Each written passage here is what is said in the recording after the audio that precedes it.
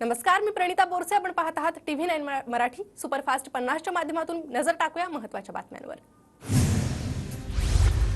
ठाकरे गट आज लोकसभा उमेदवारांची पहिली यादी जाहीर करणार. सकाळी 9 वाजता उमेदवारांची पहिली यादी जाहीर होणार. मुख्यमंत्री एकनाथ शिंदे आज नागपूर दौऱ्यावर. महायुती लोकसभा उमेदवार अर्ज दाखल करताना शिंदे उपस्थित राहणार. भाजपचे नितीन गडकरी आणि शिंदे गटाचे उमेदवार राजू पारवे आज उमेदवारी अर्ज भरणार. महायुतीच्या उमेदवाराचा उमेदवारी अर्ज भरण्यासाठी देवेंद्र फडणवीस आज भंडाऱ्यात. सुनील मेंढे आज उमेदवारी अर्ज दाखल करणार. अर्ज दाखल करताना भाजप शक्ती प्रदर्शन करणार. अकोल्यात वंचितची राज्य कार्यकारिणीची बैठक पार पडली. बैठकीनंतर वंचित बहुजन आघाडीचे आज अकोल्यात पत्रकार परिषद होणार. पक्षाची भूमिका आणि आगामी राजकारणाची भूमिका जाहीर करणार. प्रकाश आंबेडकर अंतरवाली सराटीत मनोज जरांगेंच्या भेटीला. प्रकाश आंबेडकर आज भूमिका स्पष्ट करणार. महाविकास आघाडीकडून वंचितला 5 जागांचा प्रस्ताव. सूत्रांची माहिती.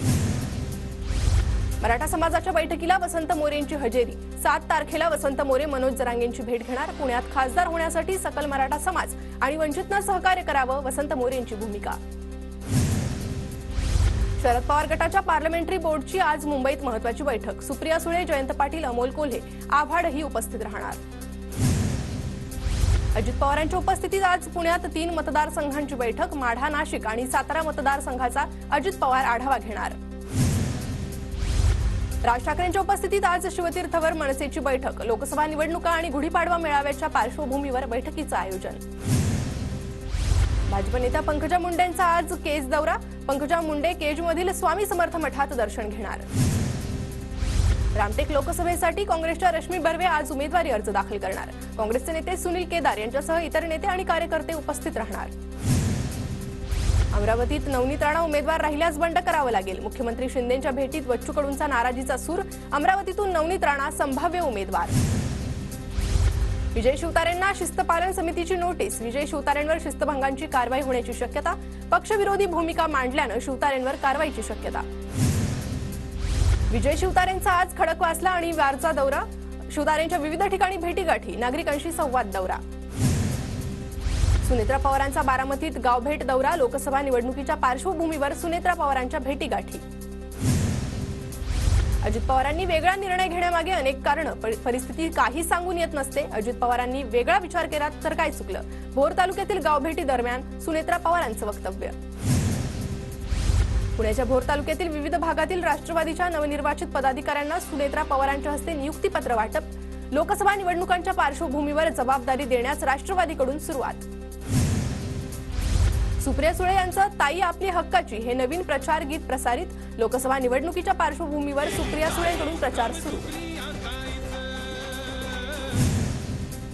उमेदवारी निश्चित होण्यापूर्वीच साताऱ्यात उदयनराजेंच्या स्वागताचे बॅनर्स. बॅनरवर भाजपचे अधिकृत उमेदवार आणि कमळ चिन्ह. खासदार उदयनराजे भोसले यांच्या लोकसभा निवडणुकीसाठी पोवई नाक्यावरील राजतांत्रे येथे वॉर रूम उभारली. प्रत्यक्षात महायुतीचा अधिकृत उमेदवार ठरला नसताना मात्र निवडणुकीसाठी जोरदार तयारी सुरू. शिवसेना शिंदे गटाची उमेदवारांची अधिकृत यादी उद्या दुपारपर्यंत येणार. शिवसेना आमदार संजय शिरसाट यांची माहिती.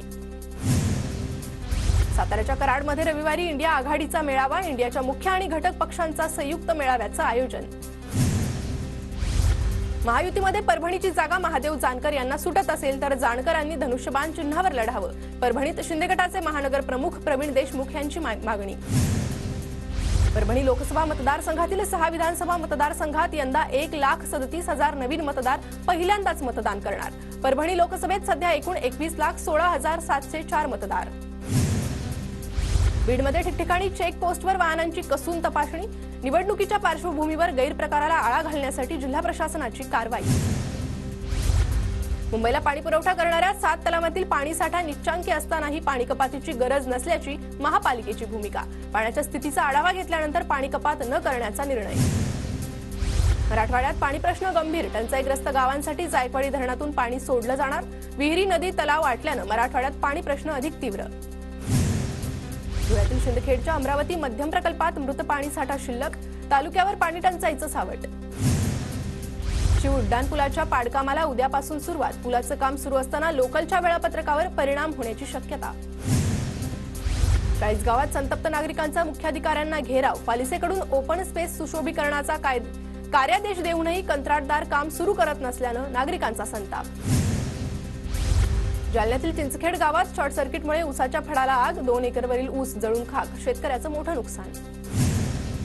गोंदियात परवानाधारक रेती व्यावसायिकाकडून मोठ्या प्रमाणात अवैध रेती उत्खनन, दररोज 20 ते 25 ट्रॅक्टरच्या माध्यमातून अवैध रेतीचा साठा.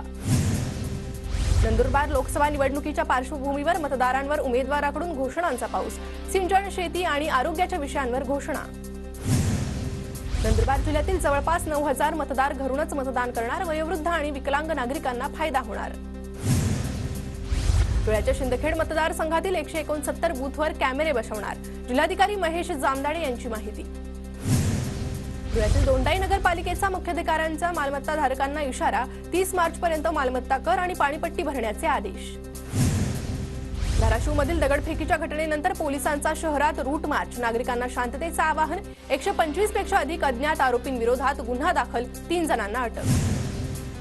रत्नागिरीच्या राजापूरमधील उन्हाळे गावातल्या कुंडात गंगेचं आगमन, सध्या गावातल्या 14 कुंडांमध्ये मोठ्या प्रमाणात पाणी, यंदा कोकणातील पर्यटकांसाठी मोठी पर्वणी. परभणीमध्ये ज्वारी काढणीला सुरुवात, पारंपरिक पद्धतीनं गाणं गात ज्वारीची काढणी, जिल्ह्यात मोठ्या प्रमाणात ज्वारीची लागवड. वाशिमच्या रिसोडमध्ये सूर्यफूल तेलबिया पिकाच्या लागवडीचा पहिलाच यशस्वी प्रयोग, जवळपास 4 एकर क्षेत्रावर टोकन पद्धतीनं सूर्यफुलाची लागवड. पोलीस शिपाई भरतीसाठी अर्ज करण्यास राज्य सरकारकडून मुदतवाढ, मराठा एससीबीसी आरक्षणाचं प्रमाणपत्र विलंब लागत असल्यानं मुदतवाढ, 31 मार्चपर्यंत असलेली तारीख वाढवून 15 एप्रिल करण्यात आली.